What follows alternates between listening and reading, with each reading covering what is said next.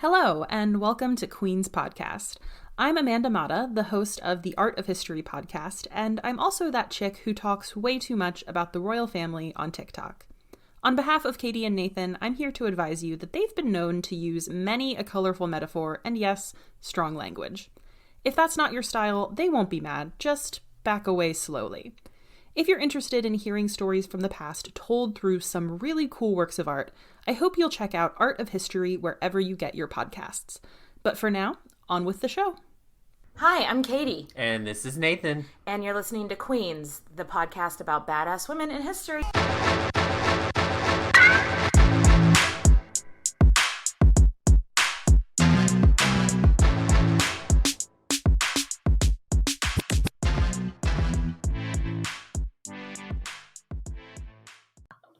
Hey guys! Happy New Year, Nathan! Woo woo!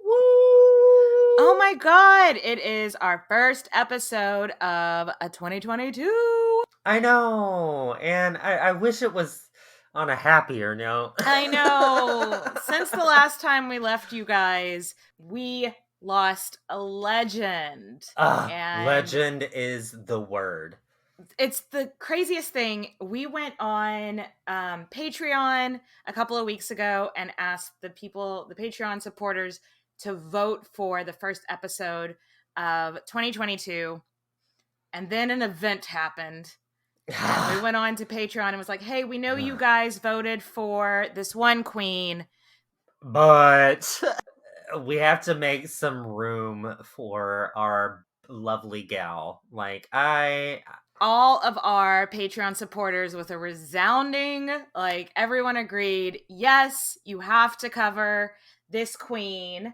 So before we start out the episode with who is she, why don't we say who she's not, Nathan? Yeah, right? She accomplished so much shit in her life. I know. What was she not? She wasn't a criminal. No. She wasn't a bigot. No. She wasn't homophobic. Definitely not. Pretty much everything we love here at Queen's Podcast, right? She was very much in our, she had all the qualities that we adore here in this show. Not to mention she was a producer, a writer, an actor, a mentor, an activist. Nathan, who are we talking about today? It pains me to say it, but it's Betty White. Yeah, of course it's Betty White, who we lost. I'm already cheersing. Yeah. I'm already cheersing you right now. We are recording this on January 9th. We, of course, lost her. I guess the world has been without her 10 days now. 10 days too many. She was the queen of TV. Some called her the queen of sitcoms. Some called her the queen of game shows. Could call her the queen of America's heart. Everything. Oh, God. So, of course, we're going to talk today about the legendary Betty White. So, what we're drinking today is what one of her friends described as her favorite drink. Mm-hmm. She did like vodka and lemon, which, #same. Yeah. Just lots of vodka on the rocks with lemon, but she also liked a martini. And if there's some gal that I've got to make a martini for, it's gonna be fucking Betty White. Love it. So 2.5 ounces of vodka, a half an ounce of dry vermouth, half an ounce of olive juice, but if you like it dirty, you add another half an ounce or two of some olive juice, because I like olive juice. I'm weird. And then you just fucking shake it. You shake it on the rocks. And then pour it in a nice martini glass and a fucking cheers, bitches. The Dirty Betty cocktail. Love it. The Dirty Betty. Yas, queen. So, just like every other January since we've done this podcast, Katie is doing dry January. Boo. So, I know. But y'all, my liver is going, yay. Over the holidays, my liver was like, girl, please. Fucking water. Please, so stop. So I am being a responsible queen and listening to my liver. But I love listening to my liver. I need that on a listening t-shirt. to my liver. I love a dirty martini. I can drink too. olive juice on its own. So I didn't want to miss out. Okay, I went online and was looking for alternatives. And there are a lot of like non-alcoholic vodkas out there, but they're expensive and I'd have to order online and nothing was going to get here in time. So I found a recipe that suggested replacing the vodka with boiled potato water. So that's what I've done. I mean, that makes sense. And then instead of vermouth, vodka's made from potatoes, right? Exactly. And then instead of vermouth, I just did olive juice and then added a little bit of lemon juice and the rest as is. So sounds like it could be. I haven't tasted it yet. I'm not anticipating loving it, so I've also made myself a lemon tea. I wish you could see her face. I wish you could see her face right now. She's like, I haven't tasted it yet. I've also made myself a lemon flavored tea as a backup. So, all right, let's see. Let's see what this potato Dirty Betty tastes like. I love a Dirty Betty. Okay, I don't hate it. Okay. I don't hate it. I think it's because I love. I mean, I would never go to a bar and be like, "Please get me some potato water." Potato water. I demand you boil some potatoes right now. I don't hate it. The funny thing, because I like a medium, like, oh, I don't hate it, but once I drink some more, I'll like it some more, and then I'm like, wait, that only works with alcohol. Wah, wah. But now I also have boiled potatoes that I can make mashed potatoes for dinner tonight with. I think Betty would have loved that. She was a resourceful bitch. She would have loved it. Okay, now time for some Patreon shout-outs. So we've got Carrie, Anna Maria, Kelly, Savina, Brooke, Delana. Welcome back, Delana. Love you. Another Kelly, Andrea, and Jill. Thank you so much for supporting our podcast. Thank you to all our Patreon supporters and everyone that listens to the show. So, Nathan, are you ready to get into the fabulous life of Betty White? You ain't got to get ready if you stay ready. Why don't you get us started? So, Betty Marion White was born January 17th, 1922 in Oak Park, Illinois. So, she's a Capricorn, if you're taking notes here. Lots of mental and physical stamina, not afraid to put themselves out there, and always trust their instincts. So, I mean, really, this is our girl, yeah. Right? This is her. Her parents, let's get into our 1920s realness. Their names were Horace, which is like my grandpa's name, Horace White and Christine Tess. Daddy-O was an electrical engineer, which may come in handy, and Mom was a homemaker. A lot of people think that, the name Betty, that's usually short for Elizabeth or something. Yeah. But her legal name at birth was Betty. She was this was her first major scandal. was her name Betty or was it Elizabeth? Oh my God. Some people really think it was Elizabeth, but I mean the birth certificates don't lie. Yeah. Her name is Betty. I wish my parents would have just named me a short, because like my name is actually Catherine. And like I have to remind myself when I go to like the DMV or the doctor's office, they're not going to call Katie, they're going to call Catherine. Because like sometimes when people call Catherine, I'm like, I wish this Catherine. So like if you're just going to call them a nickname, just name them the nickname. I don't know. When she was little over 1 year old, so she was like 1.5, the Whites pack up and move on west to the suburbs of Los Angeles. Don't worry, this isn't like babies need jobs situation. Like her mom was not being a stage mom. They just moved out west because that's where the money was. Babies still don't need jobs. Babies don't need jobs. Babies don't need babies. So they weren't pushing her to do anything. They need to move west. They need to live a new life, right? That's where the money was, yeah. Which might be important, being that this is the late 1930s, and I what, see where this is going. think back to your history lessons. What was happening in the late 1930s? It's real depressing. But And it's great. It's called the Great Depression. Yes, yes. I'm trying to like. It's Everyone a Great was broke. Depression. Let's eat cardboard. No, the U.S. history, late 20s to mid 30s. I think I misspoke earlier. Late 20s to mid 30s is the Great Depression, and everyone was depressed because they didn't have any fucking money.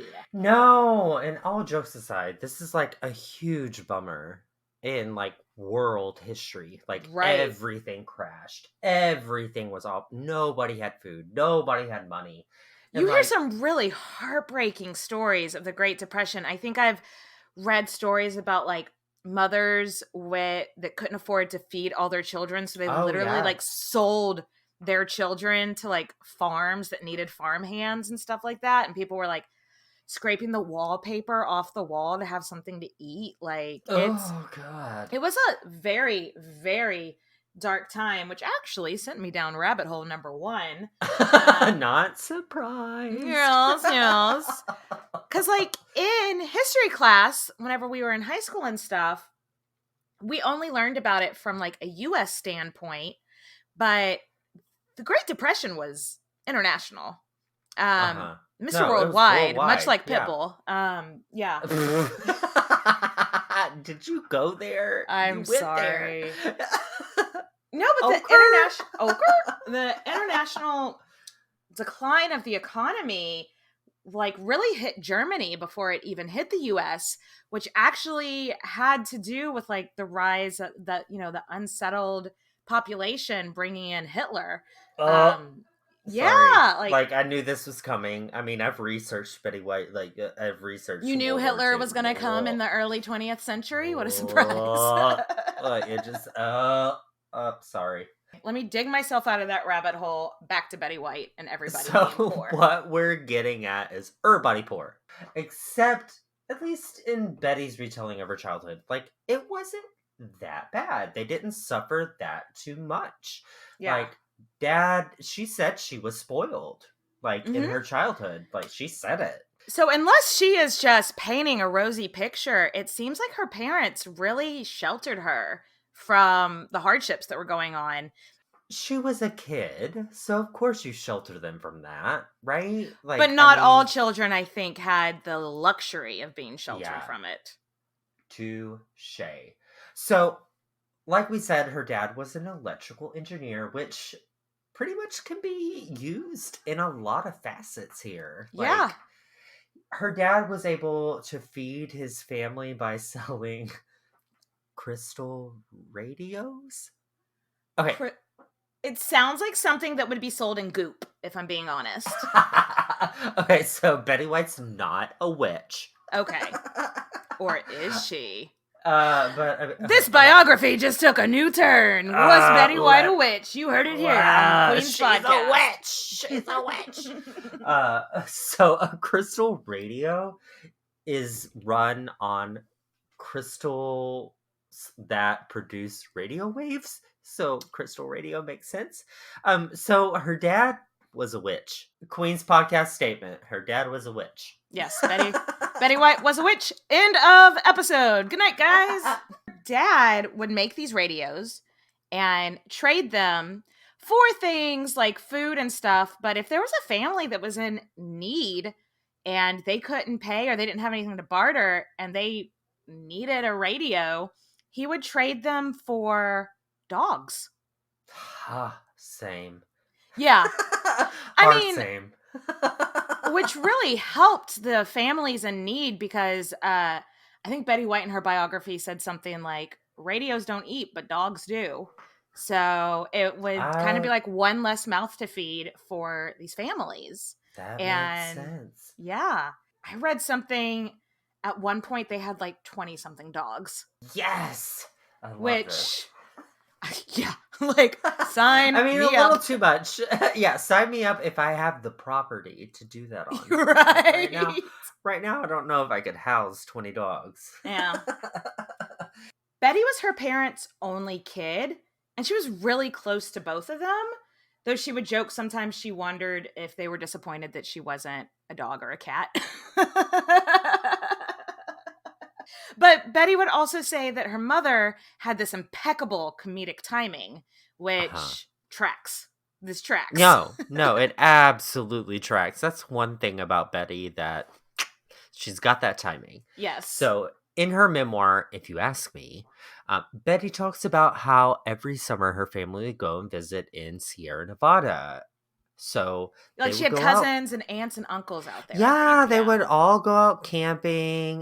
This is not glamping. They had donkeys. Yes. I mean, that is not glamping if you've got donkeys. No. I don't need a whole lot of ass. I went there. So she talks about taking all these donkeys down to the campsite. You couldn't take your car down there. So, yeah, I mean, this was a You trek. had to take a donkey down there, and they would stay at the campsites in tents for 3 weeks each summer. Yeah, Katie is not about it at all. I looked up Sierra Nevada. It looks beautiful. I found some Airbnbs nearby with a great view that I would love to go to, but I'm not doing this. I don't sleep outside, and especially not for 3 weeks straight. You peasants. No, to each their own. I'm just really scared of like creepy crawlies. Oh, okay. I mean, scorpions are a thing. Scorpions and snakes and beetles. Oh my. Oh my. But Betty White, unlike Katie, loved these trips. Love. So Dad was a huge lover of nature, and she's super duper close to her parents. So she just did whatever they did. You know what I mean? She loved whatever made them happy. Yeah, these trips meant a lot to her because for the rest of her life, or the rest of her young life at least, she dreamed of having one job. Nathan, what was her dream job growing up? Actress is what I would say. No, she wanted to be a park ranger or a forest ranger. Like, what? Because of these trips and like her dad's just passion for nature, and she grew to love it. And so she's thinking, well, I want to work to preserve nature for the next generations, so I'm going to become a forest ranger. But guess what, guys? Bag of dicks. Women can't be forest rangers. Even forestry was a bag of dicks back then. Women can't wear camo. I don't think forest rangers wear camo, Nathan. Maybe they do. Maybe they do. But I've never thought, I guess because I've never thought about the credentials of being a forest ranger in the 1940s or 30s or whatever. But yeah, women weren't allowed that career path. Gross.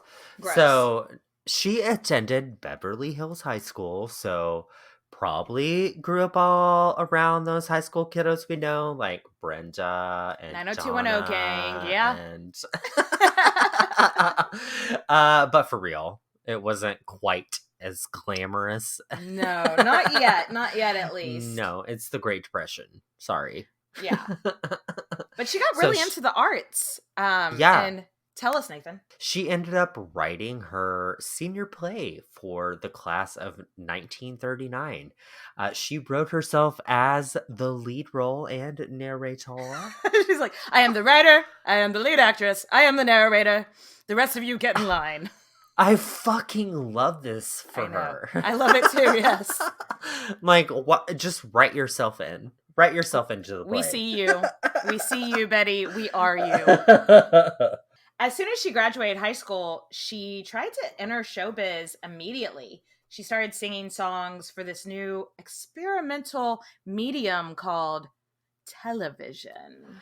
Ooh. TV was still in its infancy. We all know those commercials, right? Yeah, like the 60s commercials, like, ooh, Ah. So this type of work was like experimental. Yeah. Because people didn't really know what this like electronic box that Right. sat in your living room, like what? Yeah, it was like people were literally like, why do we need radio with pictures? And also her first gig singing on TV, the broadcast only like reached to down the street or something like that. Like when we talk about local TV, it was like within the building local. Like it wasn't Like in the premise. yeah. So her first gig wasn't, like gonna make her a star. It was like gonna be like, oh, people in the building might know who I am. Oh, Ooh. fancy that. But Betty hopped around from job to job for a couple of years. She graduated in 1939, and she just went from odd job to odd job. Like, she tried to be a model, and they told her she wasn't photogenic enough.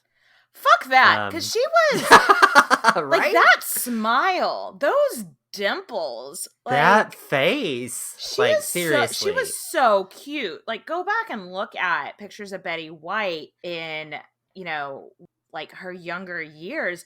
Adorable. I have to assume, like, she had kind of more of like a square jaw, and I Yeah. guess like a lot of the starlets of the time maybe were a little Skinny. bit. Well, I mean, she was jaw, thin, like maybe just But I don't know, like a thinner jaw. like a thin face, maybe a more oval face or something like that.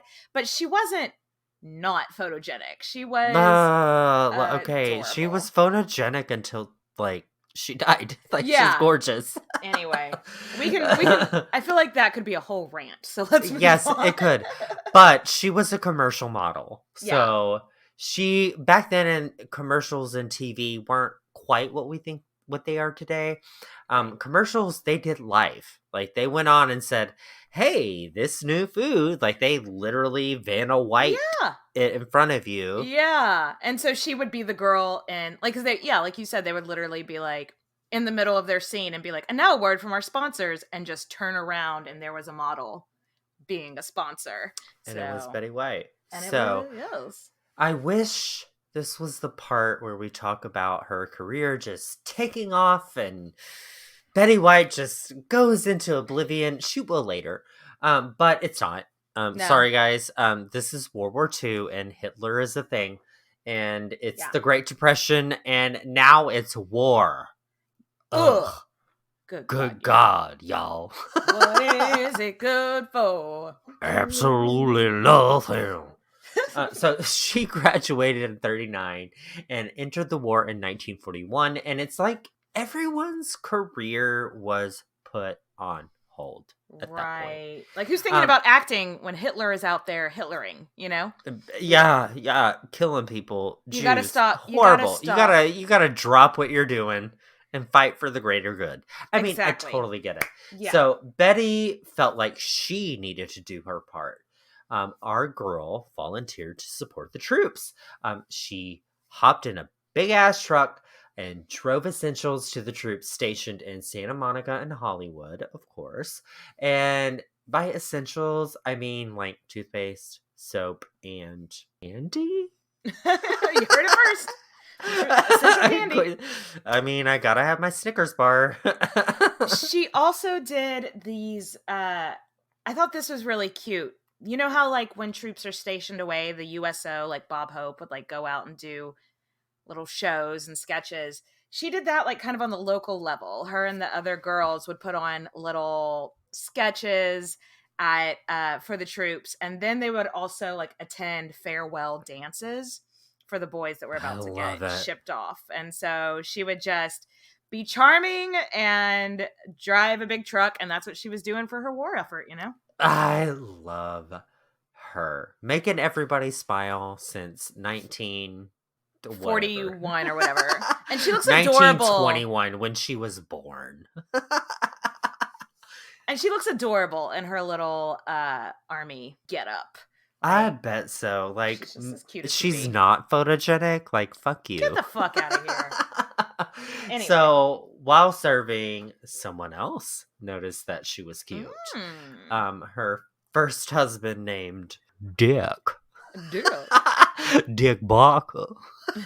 You have to say it with a Rue McClanahan. Yeah. So they married in 1945 and they divorced in 1945. Oh, cool.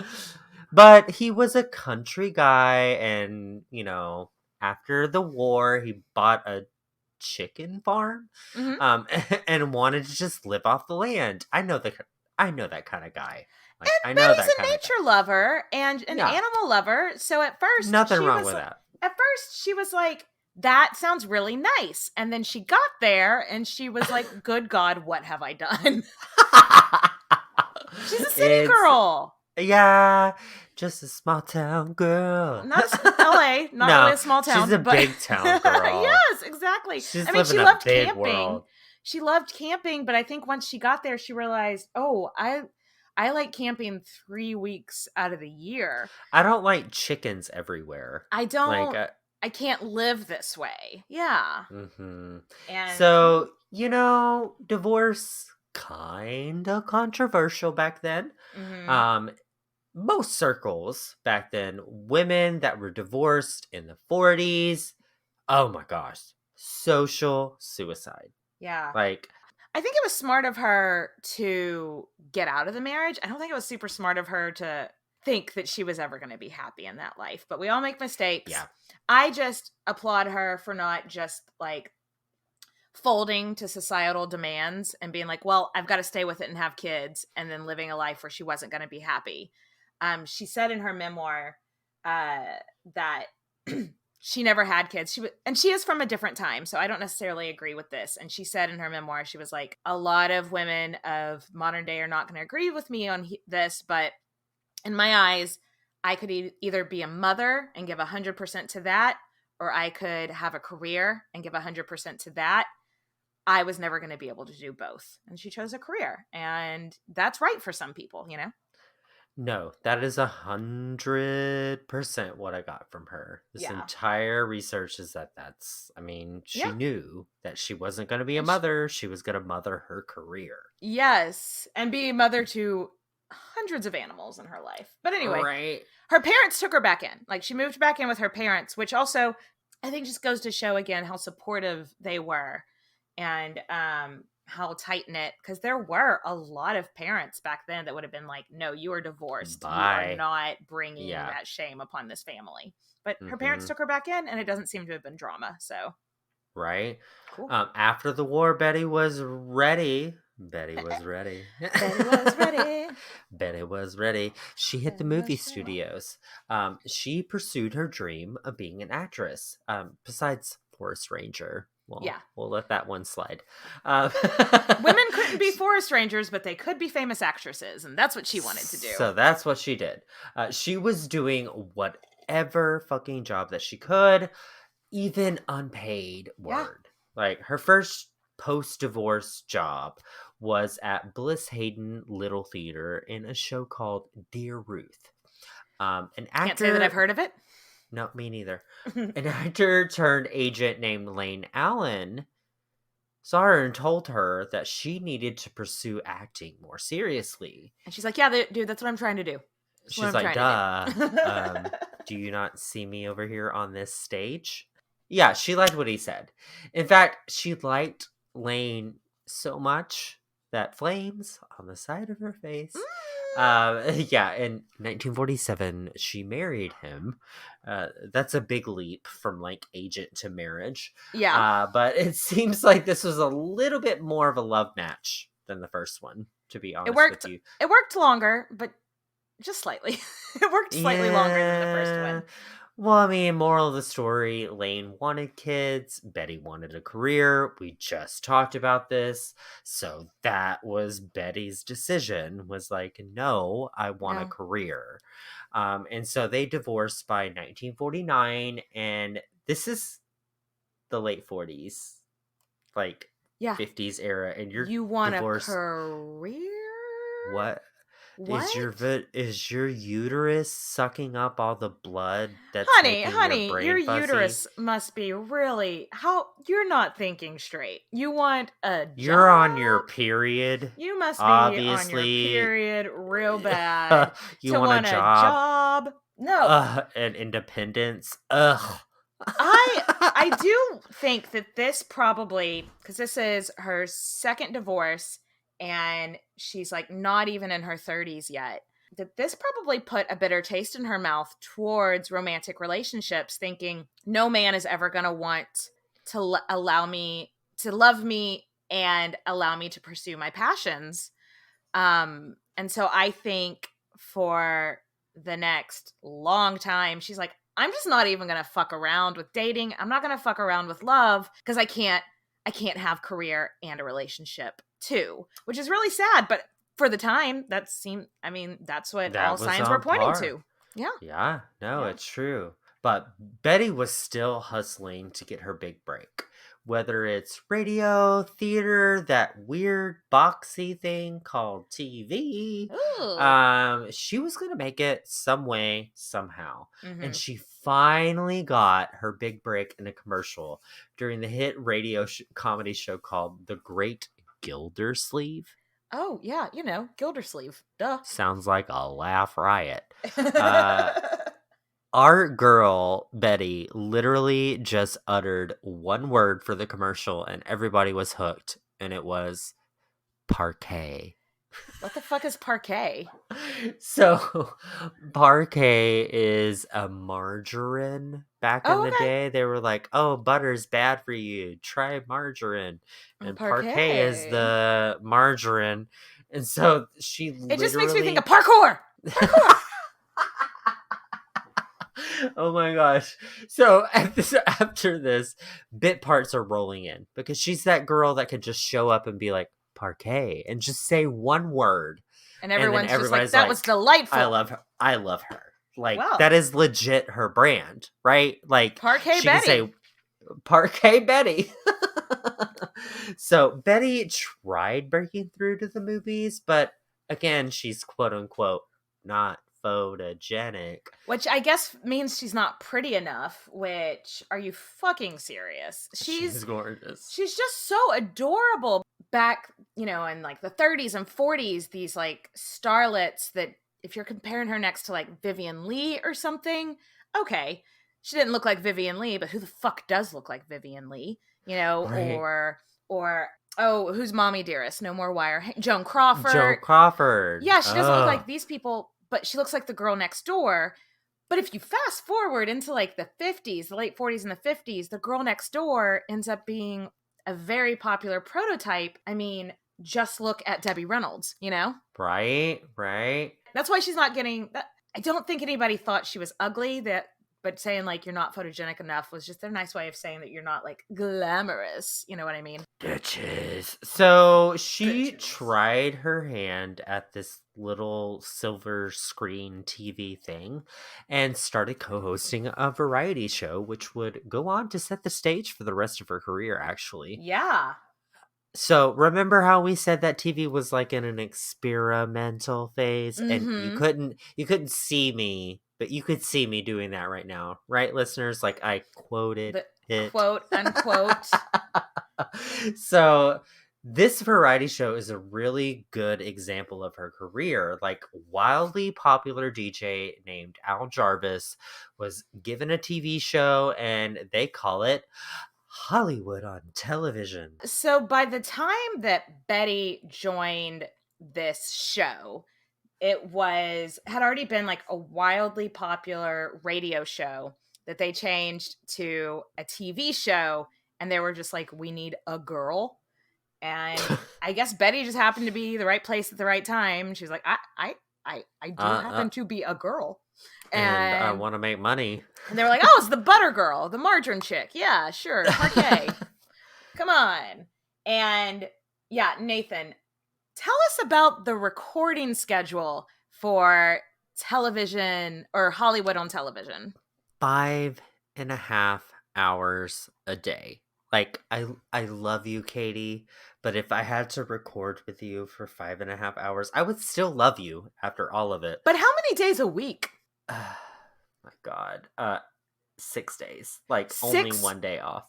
days a week, 5.5. I know we all work, 40 hours a week or whatever, but this is like recording. It's like live TV for 5.5 hours a day, Ugh. 6 days. And nobody knew what to do. So they would have, they'd play the records and just like everybody just sitting there listening to the records. Then they would be like, I guess we're going to have like a magician on, a tap dancer. And then somebody one day turned to Betty and was like, can you sing? And she was like, I can sing. Can I? And so then it also became a reoccurring feature where she would sing on episodes just because you had to fill 5.5 hours 6 days a week. Full of shit. Yeah. Somehow. This is a huge career move for Betty at this point. She is making money, honey. No more unpaid bit parts anymore for Miss White. Yeah, and then Al Jarvis ended up leaving the show. And in 1952, Betty decided to host the show her damn self. Yes! When Al Jarvis was there, she was making $50 a week. When he left, she was making $300 a week. That roughly comes out to $300 a week in modern day would be making about $200,000 a year, which for a TV star now isn't a whole lot. But for a girl who has been twice divorced, living with her parents, to now be like this out of nowhere, this self-sufficient working actress was fucking huge for her, is what we're getting. I know. And she was the first female talk show host. Yeah, and she was even nominated for an Emmy for Best Actress. So, fun fact, Emmys are not what you think about today. Like, Emmys were your body of work throughout the year as opposed to like this one show. I thought that was really interesting because now when somebody's nominated, you're nominated because of Elizabeth Moss in The Handmaid's Tale. Like, it's not her whole year's worth of work. It's just that. I thought that was really interesting. But she didn't win. But it's cool. She'll win one another day, bitch. She's got plenty of time.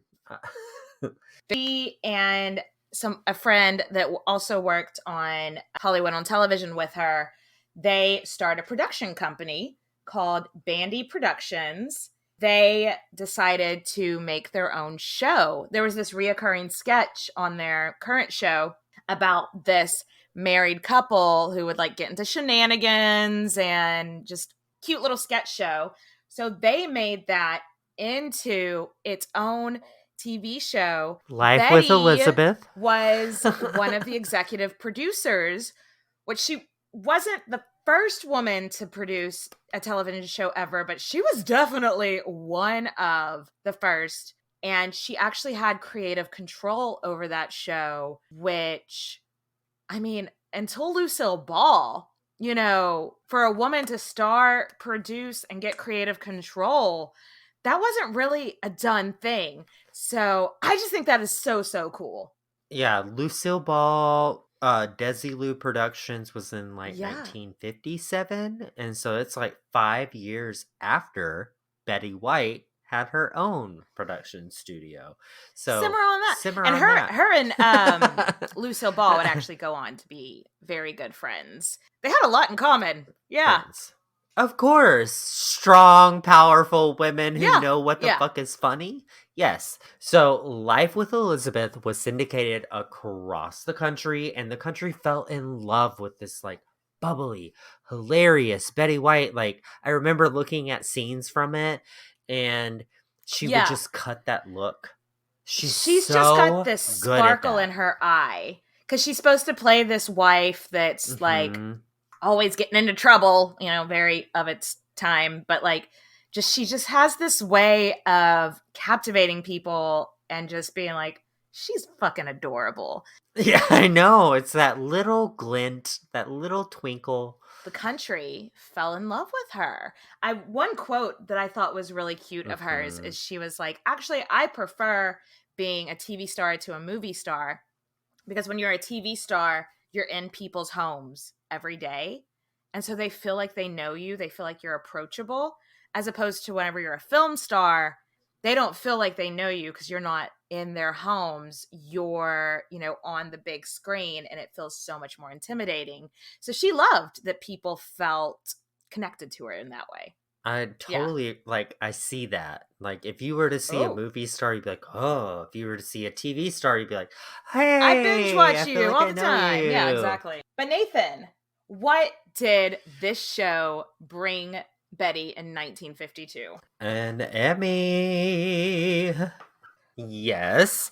So we don't want to spend an entire episode talking about every single show that Betty would ever be in and every single moment of her life, because it would be a 3-hour show. A 3-hour show. So we don't want to spend the entire episode just naming off all the shows she was on and all the awards she won, because then it would just literally be a show of us listing off names of shows. So we're gonna just kind of like a show of shows. So we're just gonna hit like the high points, like the things that really solidified her career. So the next big talking point was Betty White got a show called The Betty White Show in 1953. They were like, Betty, this is going to take a lot out of you, because it's going to be every day for 30 minutes every day. So 30 minutes 5 times a week. And she was like... and she laughed. I don't know who the fuck you think you're talking to. Like, I did 5.5 hours per day. I think I can handle. Ooh, no, not 30 minutes a day, 5 days a week. So this was a big deal because Betty, still being a woman, she has a uterus. Oh my God. She had total creative control. Again, except this time even more, because it's her name on the title of the show. Yeah, and she even hired a female director. Love it. Betty was in her element. Like, she would go out and quote unquote warm up, which would later be a dispute between her and B. Arthur. So she would warm up in front of the audience and get the audience hyped. So she's giving a live performance and she's the star and she's going out there and hyping up the audience. Yeah, if you go to like the Jimmy Fallon show today or something, before Jimmy comes out, they'll usually send a comedian out to get everybody, get them riled going, up, get them in the mood. Yeah. Yeah. But for Betty to go out and do it on their own, people were like, you don't have to do this. But she enjoyed it. Yeah. Mm-hmm. So sadly, the show didn't last long and actually earned Betty her first controversy, besides her name not being Elizabeth. So, okay, her second controversy. Remember, this is like 1950s pre-civil rights, deep Jim Crow South bullshit. And Betty had a tap dancer and singer named Arthur Duncan on as a regular person. And Duncan happened to be a black man, and in the South, this was a super unpopular move because racism. Have you gone back and watched the videos of Arthur Duncan performing on the Betty White show? He is amazing. He is so fucking cute. I could just kiss him. He's just cute, talented, can sing, can dance, can do all of it. Why not put him on a TV show? He's entertaining as hell to watch. And that's exactly what Betty was like. She didn't get the controversy at all. And the NBC, the station that she was on, they told her, they were like, having Arthur on is hurting ratings in the South. And it's so hurting ratings overall. And they advised her, have him on less. And she was like, oh, I hear you, but I'm going to have him on more now because he is super talented and fuck you hoes, I'm raising the roof right now, if y'all don't know, because she literally was like, no, He's talented. He's amazing.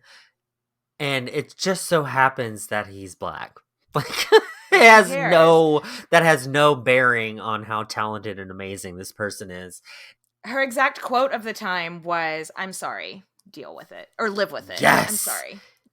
Live with it." Yes. So she dropped her mic, is what Katie was saying. The show was canceled after 2 years, but Betty never regretted that decision.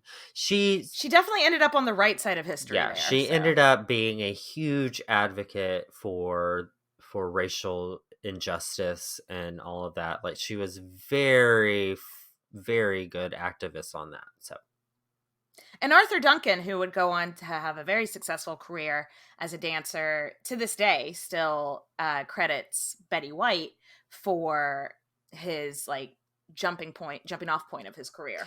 So Betty snapped and pivot. So she pivoted, and she knew that she was really good at hosting shows, especially variety shows. So she knew how to like interview people, but now she was going to be on the other side of it. Like, televised game shows were becoming a huge thing. Yes, and like the 60s, that really took off as a platform of entertainment, televised. And I love the Game Show Network. We both warmed up for this episode by watching game shows with Betty White on them.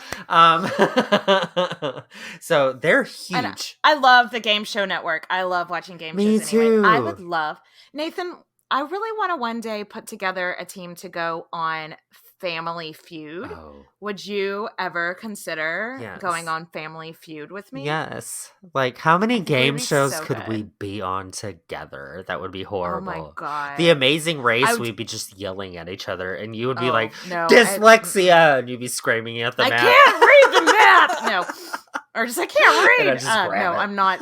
I would be so bad at that one. But Family Feud, I think I'd be really good on. Complete caveat that, or like side conversation that I can leave in for the Patreon supporters. I was watching bloopers from Family Feud the other day, and there was like a celebrity Family Feud one. And you know how at the end, whenever it's like lightning round or whatever they call it, where it's just like you name off things. Well, it was Snoop Dogg, and the phrase was, finish this phrase, pie in the blank. And Sky had already been taken. So Snoop Dogg had to say something, and he said pie in the horse. And just watching Steve Harvey react, like, I think Steve Harvey just like sat down, like, pie in the horse. What? Where did that come from?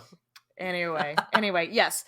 Whenever we go on Podcaster Family Feud, we are going to do a lot better than Snoop Dogg. Maybe. Anyway. Maybe. Anyway.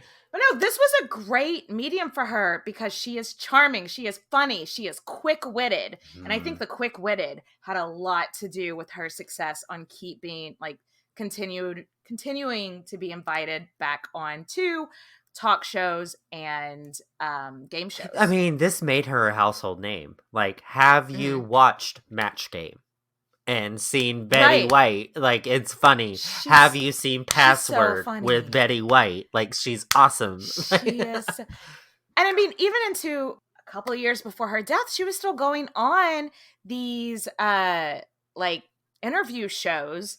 People wanted to have her because she was always willing to roll with the gag. She was always committed to the bit, and she was so funny. And she talks about it in her book about like how important comedic timing is. She's like, time it just right and you'll always get a laugh. And I think she learned that from her mother. I mean, okay, but when you watch the Golden Girls, like, all they have to do is cut a look to each other. And they just have to look at each other at the right moment and make the right facial expression. It's timing is everything. I feel like that comedic timing is something that some people, I don't think it can always be taught. You know what I mean? I know. I feel like you're talking about me. Obviously. Clearly. So, anyway, back to NBC noticed how much people liked having her in their homes, and they reached out to her and were like, "Hey, you want to host the Today Show?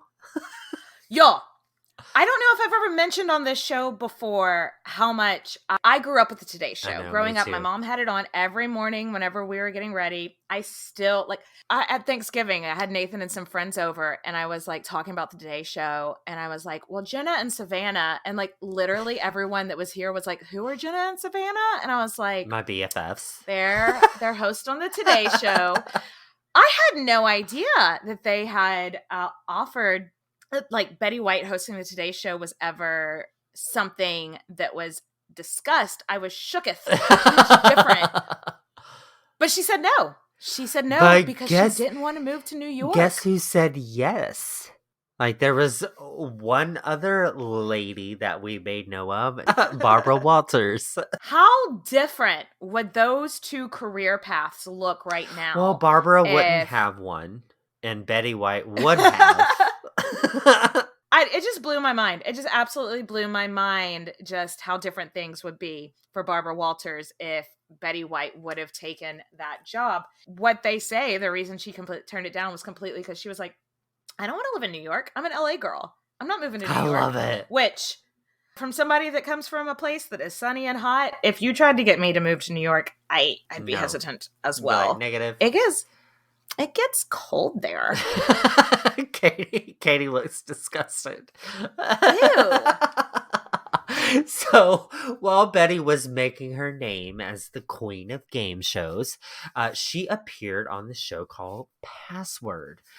Password was hosted by a guy named Alan Ludden, who just lost his wife like a year before they met, and the two of them hit it off like crazy. Their on-screen chemistry, it was obvious. Yeah, literally soon after their first date, he literally said, I'm gonna marry you. Whoop! Love bomb. Betty, he did kind of love bomb her, and Betty was kind of not into it. Like, she cared about him and she liked spending time with him and she liked dating him.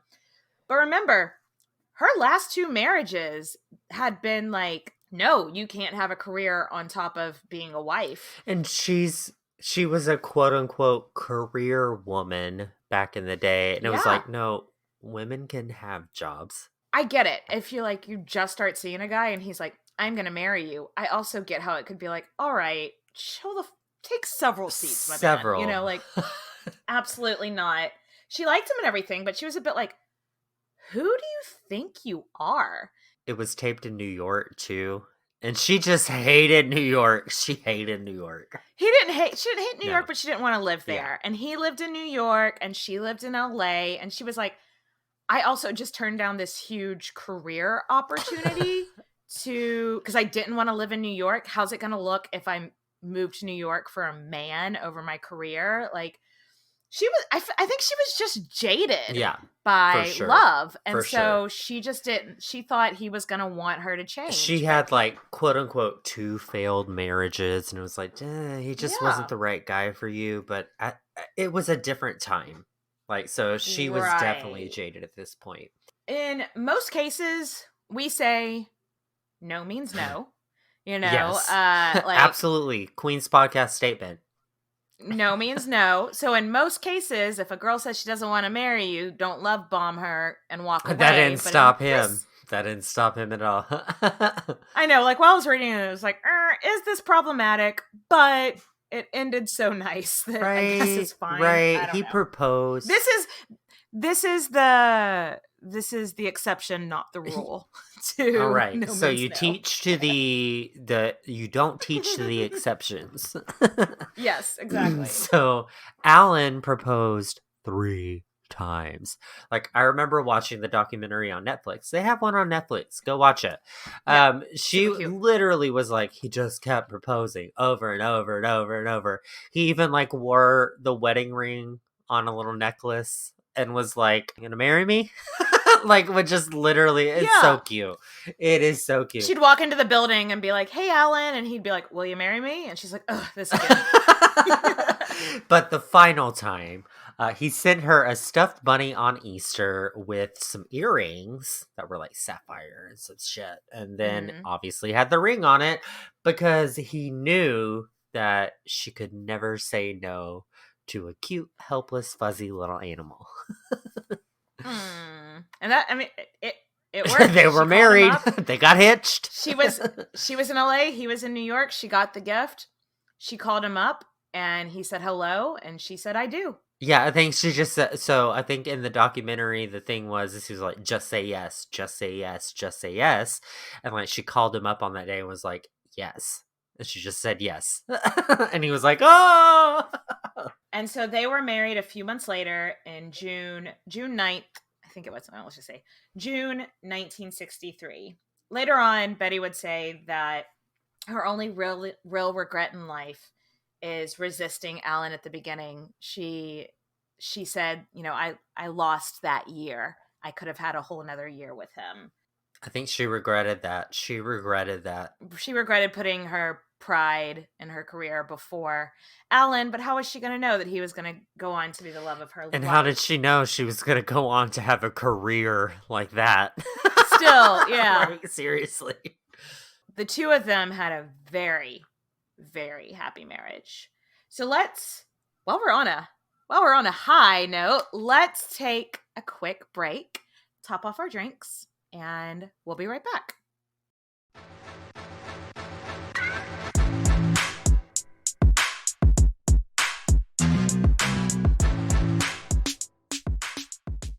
And we're back. Nathan, did you top off your dirty martini? Yes, I did.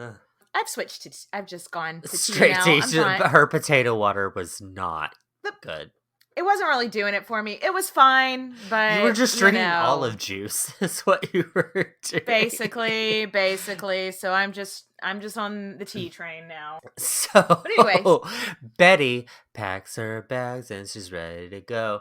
And she moves her two dogs. What was that song? Is that a song, or did you just make something up? Bags are packed and I'm ready to go. I'm standing like an here existing outside your door. I hate to realize it, I'm leaving on a jet plane. Don't know when I'll be back. I'll be back again. Okay. Anyway. Betty's like, is that a real song? I didn't know if you were just like riffing, like skidoo-bop-bop. Maybe so. But Betty is on a jet plane, doesn't know when she'll be back again. She takes her two dogs and she's moving in with Alan and his 3 kids, and she moves to New York. Yeah. Like she said she never would. Right. And then fate would have it that Password moves from New York to Los Angeles. Woohoo! So she didn't have to live in New York very long. Yeah, she got her way. Yeah. So they're an adorable TV power couple. Like, for sure. Oh my God. It's so cute on the first episode of Password that she's on after their honeymoon. It's so cute, like, at the end of the episode. He's like, Betty, what's the password or something like that? And she goes, home, Alan. Take me home. Aww. It's so adorable. Yeah. But they were doing all kinds of guest starring roles. The Love Boat. Sorry, I'm in a singing mood. That's okay. The Odd Couple. They were on tons of talk shows together. I watched this one talk show that they were on together called Tattletale, which it's very much like the Newlyweds show, but I don't think you have to be newlyweds to be on it. And they were just so fucking cute together. They were like, they riffed off of each other really well. Yeah. They were able to, like, I don't know. It was really you could tell they were in love. I know. Third time's the charm. Yeah. So in the early 70s, Betty's really good friend, Mary Tyler Moore, maybe you've heard of her, had one of the most popular TV shows, amazing writers. The writers in this show, I think, elevated TV in a way. Did you ever watch the Mary Tyler Moore show? Yes, it was genius. Because when I was a kid, I fucking loved Nick at Night. I was not popular. I was not cool. And I was like really into Nick at Night. And so I remember loving the Mary Tyler Moore Show, but I haven't watched it since I was like 10 or something. And a lot of I liked Nick at Night. I was really not popular. I was not popular. I was bookish, to put it kindly. But I'm like, hey guys, did y'all watch I Dream of Jeannie last night? I And they're love like, Lucy. I love Lucy. Come on, bitch. But anyway, I didn't remember a whole lot of it. So this week, because it's on Hulu now, I watched a couple of Mary Tyler Moore shows, and I was expecting it to be so much cheesier, because a lot of older shows are cheesy when you watch them with like a modern gaze. Lens, yeah. And it still fucking slaps. It's a fucking hilarious show. There are some outdated stuff on it, of course, but it's really funny. I know. And they wrote this character named Sue Ann. And spoiler-ish alert, Sue Ann is based like Blanche from Golden Girls is actually based on Sue Ann. Yeah, we'll get to that in a little bit. We'll get to it. But Sue Ann, they wrote this new character for her. She's this older homemaker. She's super duper happy, but she's real slutty. And that's what is amazing. Like, it's so funny. Genius. If you've never watched it, so Mary Tyler Moore Show, Mary Tyler Moore is like a news producer, and they have this news segment on their show called The Happy Homemaker with Sue Ann. And Sue Ann is this character that when she's on camera, she's like, and this is how you make the perfect turkey. And she's just like this bubbly housewife. But then when the cameras turn off, she's sleeping with everyone's husband, like it's my brand. That is my brand. Like, and the writers of it in the writers' room, they were like, we need someone so sweet, somebody disgustingly sweet. We need a Betty White type to play this. Long story short, they got Betty White. They didn't get a Betty White type. They got Betty White. So huge career move for Betty. Mm-hmm. Like, her role was meant to be this like one-time cameo, but she ended up being on the show for the next 4 years. Like it is a staple. She hadn't been in a TV sitcom in a recurring role in almost like 20 years. Mm-hmm. But at this point, it was like a whole new generation. We're getting to see her comedy, like her timing. Like, we've been talking about that. And when we tell you this girl had comedic timing, y'all. It was like, I look up to that, and I like to pride myself on my timing. And she is genius. She's so good. She knows how to hold that silence until the exact right point. And she can just like turn her eyeballs to the left just a little bit. Yeah. And then that's the timing that you need, and you bust out laughing. It's just that the subtlety of the humor. Genius.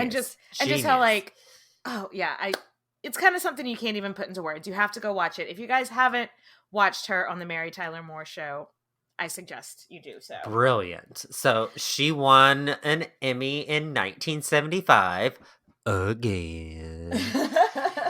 And in 1976 for Best Supporting Actress in a Comedy again. Right?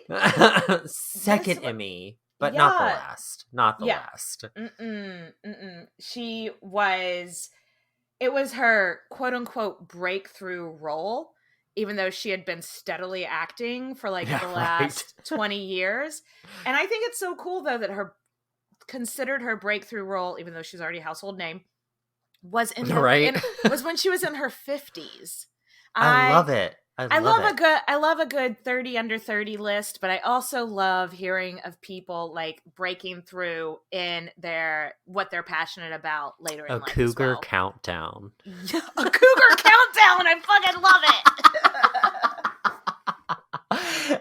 it. So that Mary Tyler Moore Show went off the air in 1978, but Betty was still steadily working along with Alan. Like they were still doing game shows. He was still hosting Password. They were It's still a fun doing gig. It's a fun Yeah. gig. Like They were that's a going on the totally Carol fun gig. Burnett show. Her and Carol Burnett were buddies. Like they were just a power couple, like we already said. Yeah, and then tragedy struck. I hate to be like the I burn know. burn.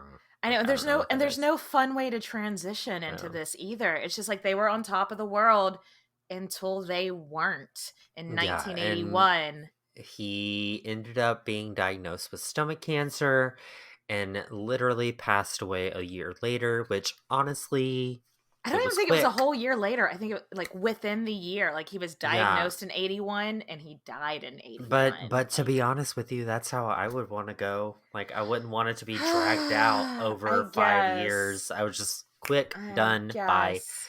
But it was just 5 days shy of their 18th anniversary. Why does she do this to me? I know. She has a thing with anniversaries and birthdays, Oh, and God. Just missing them. But Betty was obviously devastated. This was the love of her life. She never married again. As far as we know, she never had any kind of romantic relationship again. She would tell Larry King later down the line when he was like, "Why didn't you remarry?" She goes, "Once you've had the best, who needs the rest?" And death. oh my God. Love Also, her. I feel like it was also, I don't know about you. I was lucky enough to know 3 of my great grandmothers. And no, I wasn't. and they're the same, they're like the same age as Betty. I think maybe like 5 or 6 years older, but in around that age. And 2 of my great grandmothers lost their husbands in the 70s, and even though they lived until the 2000s, they never remarried. So I think it's also a bit of a generational thing of once you've had the that is my love of your life. husband. Yeah, my husband. it's just like, why would you? You have even to say it with a southern Oh, voice. the husband. My husband. But I think it was also a generational thing. Also, she was heartbroken, as you would be. Yeah, and she lay low for a couple of years. Like from his death until 1983, we just don't see a whole lot of her. She thought, like some people thought that she may retire at this point. I mean she's 60s. She's been working nonstop since she was 18, so they've got some money stored away. She could retire. It's not a money thing, because if she wanted to retire now, she's got several shows in syndication. She can. He had money. She had money. She could have retired at this point if she wanted to, but that's not her lifestyle. That is not her thing. Yeah, she doesn't like to lay low, does she?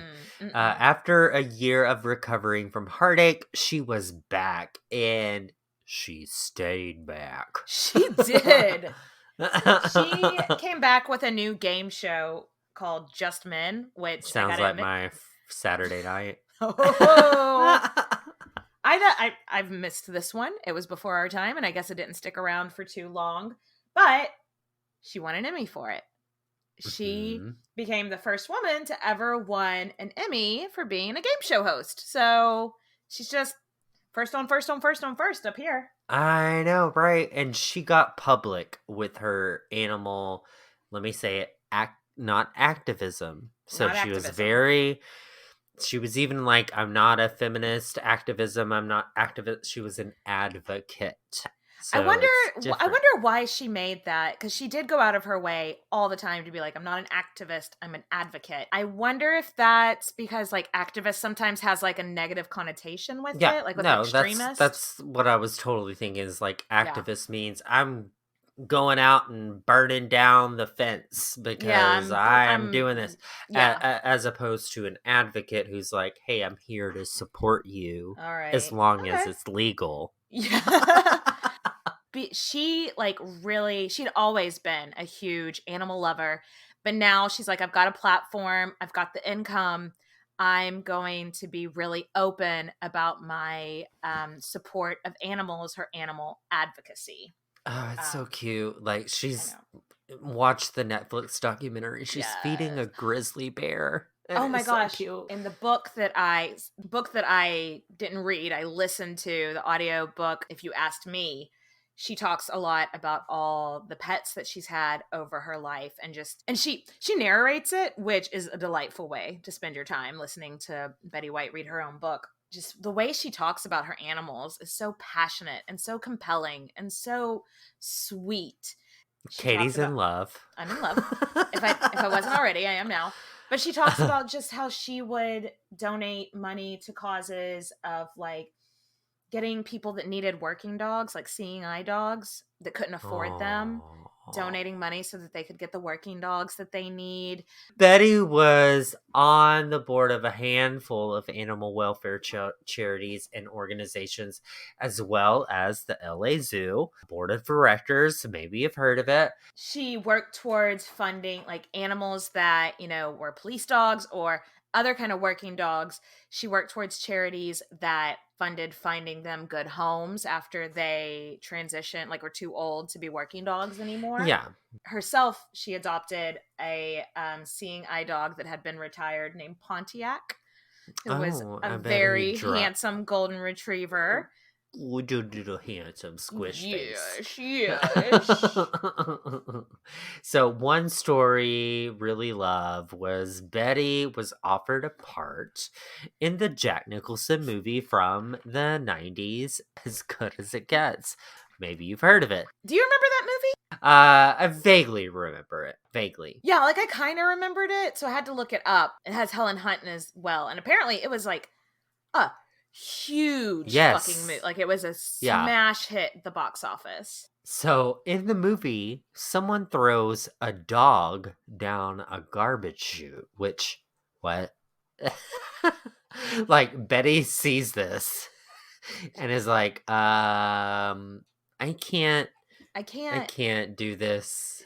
She was like, what if, like in the movie, the dog ends up being just fine. But she's like, what if a kid sees this in this movie and recreates it because they think it's funny? Mm-hmm. I can't live with and then that dog is hurt. I can't live with myself knowing I had anything to do with that.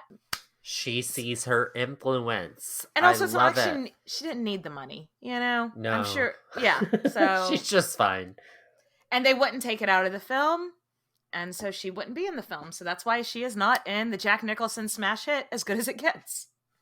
So anyway, back to the 80s, because we love a good shoulder pad and some tacky colors. Some bright blue eyeshadow. Big earrings. So after a few recurring roles on sitcoms here and there, she is sent the script for a TV show, you love. It's called The Golden Girls. Thank you for being a friend. Ba, ba, ba, ba, ba, ba. Who doesn't love The Golden Girls? I know, like, when it was actually on, it was a little before our time, but we grew up with it in syndication every afternoon after school, every sick day at noon.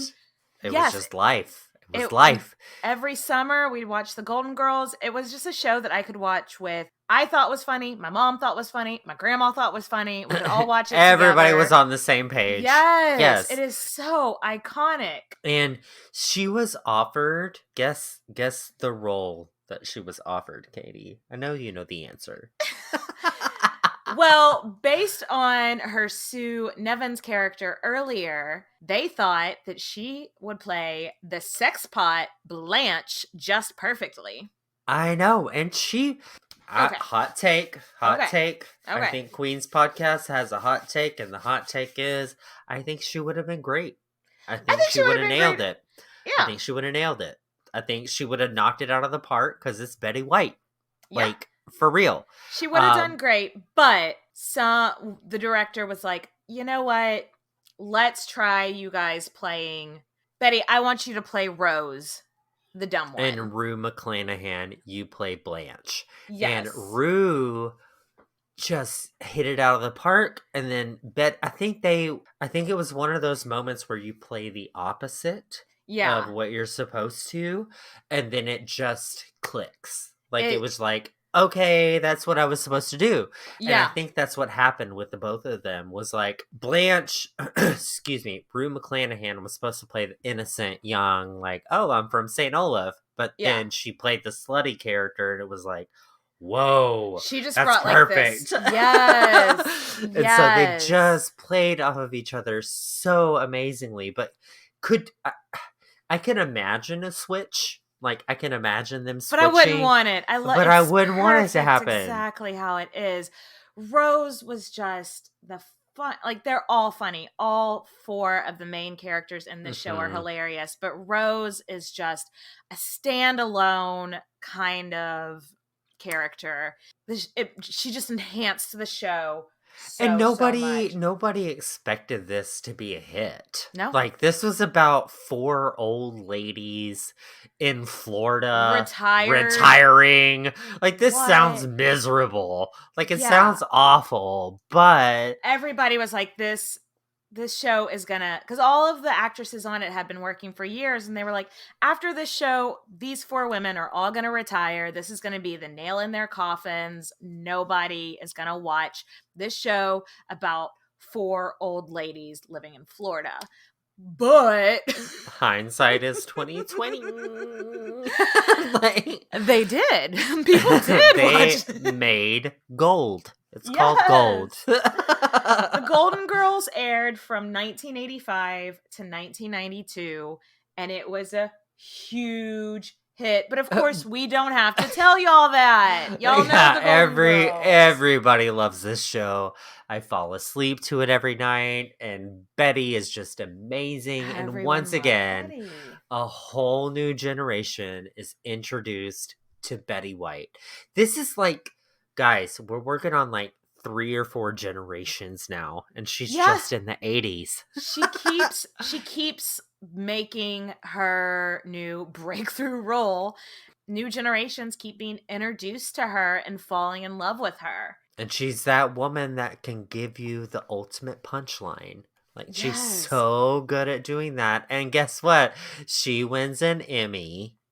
Again. In 1986, she won an Emmy again, 10 years after her second Emmy from the Mary Tyler Moore Show. So that's 2. That's just 2 casual Emmys. Well, that's 4 altogether now. Yeah. She was nominated for an Emmy every single year that the Golden Girls was on. And in the end, all 4 women would win an Emmy. In 1992, B. Arthur decided to leave the show. And honestly, guys, you really can't do that show without any of them. Well, they tried to do a spinoff without B. Arthur called The Golden Palace. Not great. They replaced B. Arthur with Don Cheadle. Probably not something Don Cheadle's put on a lot of resumes. It was not. So there are some whispers that Betty and B had a feud that we'll maybe talk a little bit more about in our Patreon episode. Yeah. But that's what kind of broke everything up. Also, I think B. Arthur was like, I want the show to go out while it's still popular. Because I mean, look at the last few seasons of The Office or Friends. Oh. And while people are still like you, you know? Use and so lube, I think it was Katie. Use lube. Well, am I lying? Oh my no, God. You're not. Like, the last season of Friends was fucking painful. So I get it. Office go out while too. go out while people still like you. And so I get why B did it. Okay, is it wild that we're this far into an episode and we're just now talking about what she's famous for? Like Golden Or what Girls, she's most famous for. Like, what everybody knows her for is the Golden Girls. And we've been talking for an hour and a half and we're just now getting to it. I know, right?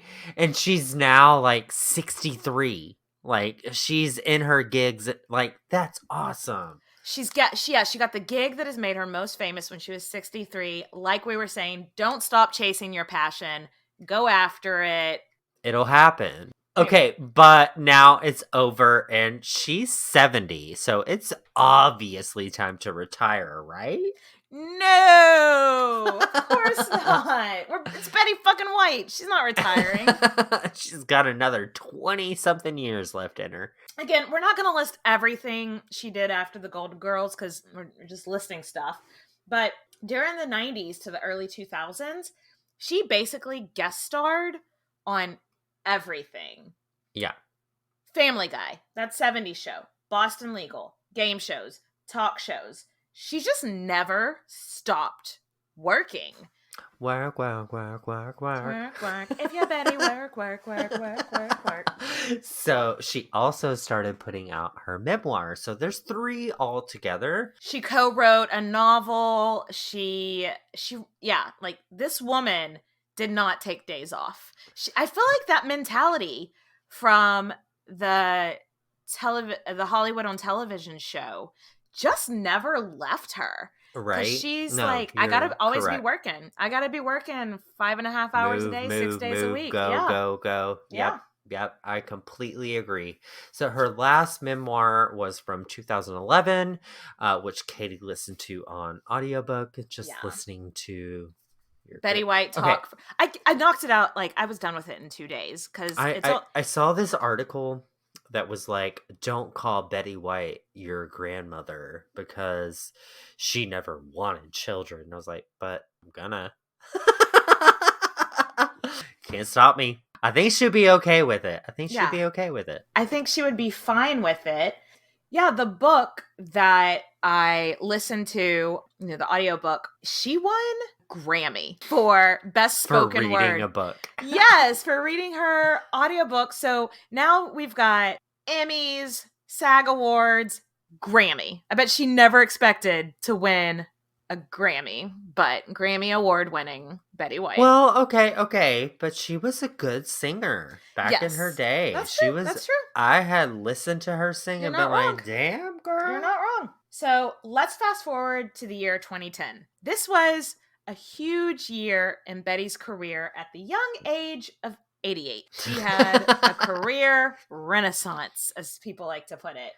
Yeah, she had just done that movie, Proposal with Sandra Bullock. Have you seen that movie? I love that movie. It's so cute. It's cheesy. It's cheesy romantic comedy, but I'm here for it. Yeah, I'm not lactose intolerant. It's fine.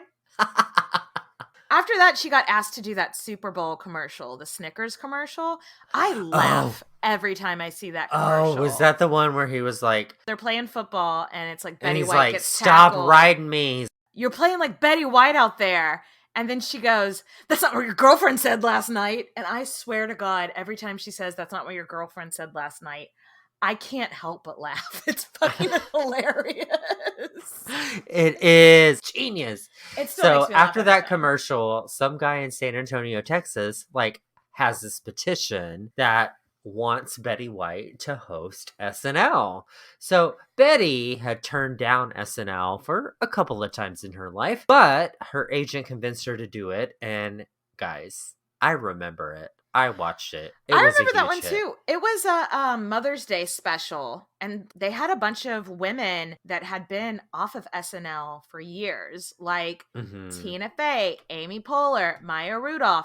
These people had all already left SNL, but they came back to do the Mother's Day special with Betty White. I know, but she did tell her agent during the SNL rehearsals and everything, she was like, never again.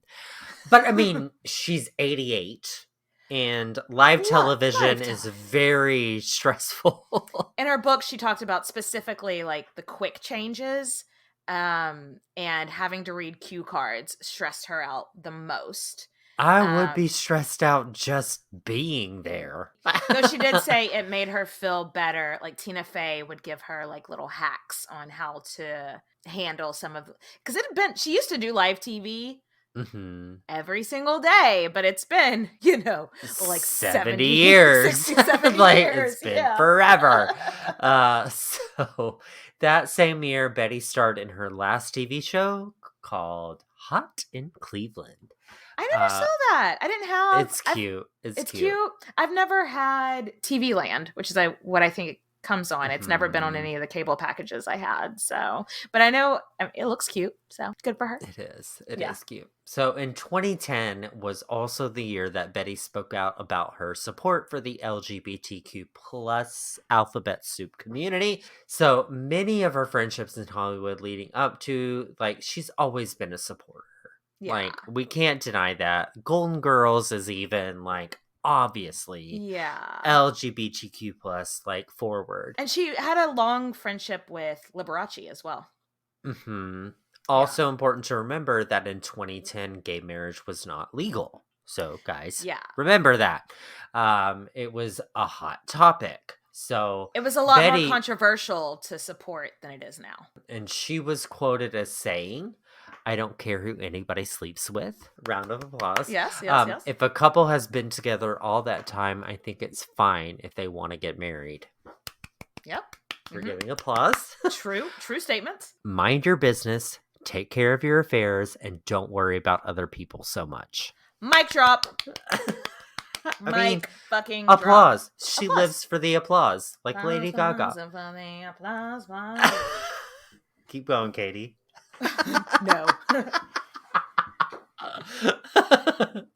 During 2010, someone asked her, what do you think about this career renaissance you're having? And she's like, what the fuck are you talking about? I have never stopped working. And she hasn't. If you look at her IMDb, there's really, whenever when Alan died, she took a year or so off. But besides that, there aren't really any gaps in her resume. I remember people saying to her, like, "Oh, you made a comeback," and she was like, "A comeback? I never left. A comeback. Yeah, I never left. I was here the entire time."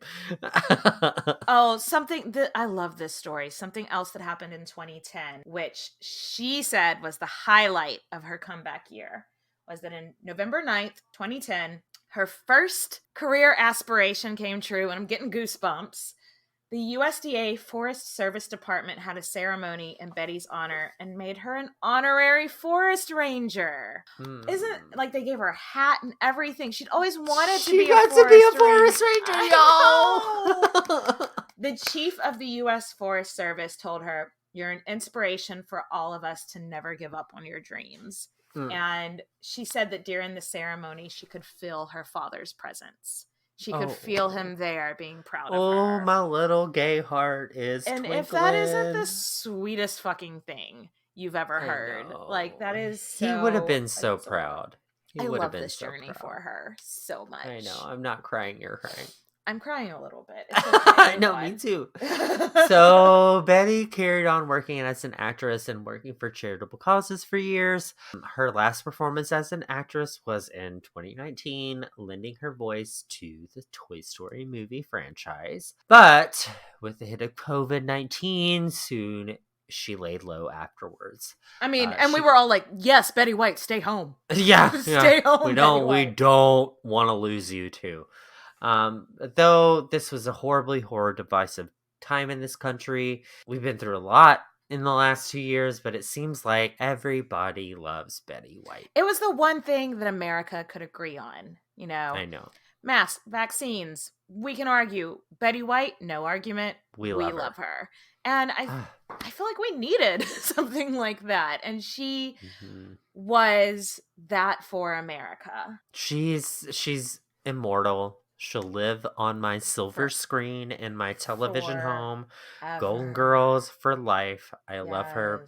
But like you were saying, sadly, on New Year's Eve, December 31st, 2021, Betty passed away quietly at her home just 18 days before her 100th birthday. Her and anniversaries and birthdays. Her last words were of Alan, her husband. I know. I read that and I wanted to cry. Let's talk about this woman's legacy. She is in the Guinness Book of World Records for the longest female career in fucking entertainment, and you better eat it. 8 Emmys, a Grammy, 3 SAGs, a star on the Hollywood Walk of Fame. She's in the Television Hall of Fame. Y'all, we really had to skim over this career and the names of the TV shows and the achievements that she did because there's just so many. Like, she's insanely talented, beautiful, gorgeous. And who told you weren't photogenic? Fuck them. They lied. But now finally got to retire at the age of 99. And now she finally gets to retire and rest with her husband and her hundreds of pets that she's had over the years. And here's and cheers to the love of her life, Alan. God. Cheers to what an amazing life. What a don't give a fuck attitude. I am going to do what I need to do, but do it with love and gratitude and just how to live a life as a class act to fucking Betty White. Raise a glass. That fucking sparkle. That sparkle in her eye. Cheers, bitches. Clink. All right, we'll catch you next time, guys.